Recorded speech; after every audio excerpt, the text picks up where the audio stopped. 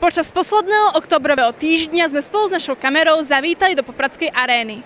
Úrad práce, stredné školy a zamestnávatelia zorganizovali burzu informácií a práce. Nechýbal tu ani stánok našej školy. Toto je jedna z dobrých príležitostí pre školy, aj pre našu školu ukázať, že naše školy držia krok s vývojom, že študenti sa radi učia a že vedia prichystať veľmi zaujímavé práce.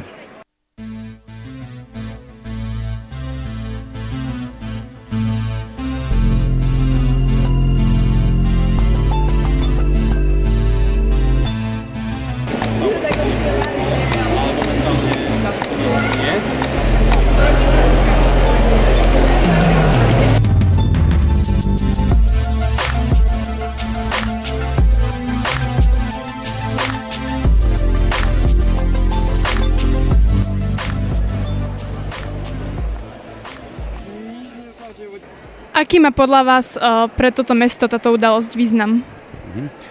My to spoluorganizujeme s Úradom práce už 4. rok za môjho pôsobenia a význam troška sa to posúva aj v čase, pretože prvú burzu práce, ktorú som zažil, bola skôr o tom, že ľudia si hľadali prácu, hľadali riešenia, boli tu rôzne agentúry, ktoré im ponúkali, že by vycestovali do zahraničia, aby sa venovali týmto vecom. Viem, že tu boli ošetrovateľky, opatrovateľky, rôzne veci.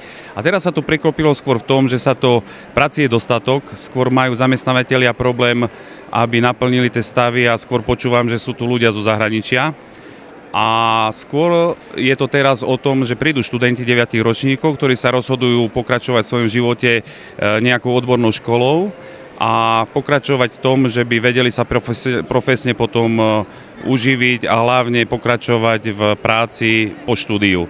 A toto je veľmi dôležité obdobie, pretože keď si spomínam na seba, 14 rokov sa rozhodnúť, akú prácu si vybrať a v čom by som pokračoval ako profesne a či ma to vôbec uživí a či ma to naplní hlavne z moje vnútro, tak je to dosť zložitý proces a preto prajem všetkým týmto návštevníkom, študentom, aby sa dobre rozhodli. Táto akcia sa organizuje už viacej ako 10 rokov. Robíme ju ako vyvrcholenie dlhodobejšej prípravy žiakov, najmä základných škôl, pre výber ďalšieho smerovania, čo sa týka štúdia a možno že perspektívne aj zaradenia do nejakého pracovného pomeru. A za tých 10 rokov zbadali ste nejaké zmeny?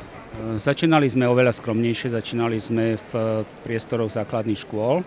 Posunuli sme sa do tohto priestoru, ktorý nám dáva k dispozícii mesto Poprad, za čo takisto samozrejme patrí poďakovanie. Zaujala ťa naša škola? A to je ktorá škola?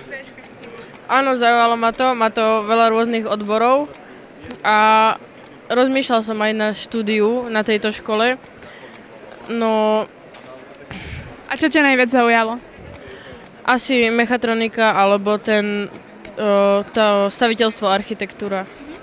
Áno, ale rozmýšľal som, že ešte aj do Košíc by som chcel ísť študovať. Zaujala ťa naša škola? Áno, zaujala. A čím ťa najviac zaujala? Tak s tou elektronikou a s tými tam robotmi, Lego a tak. Chcel by si študovať našu školu? Mám záujem. A asi jej.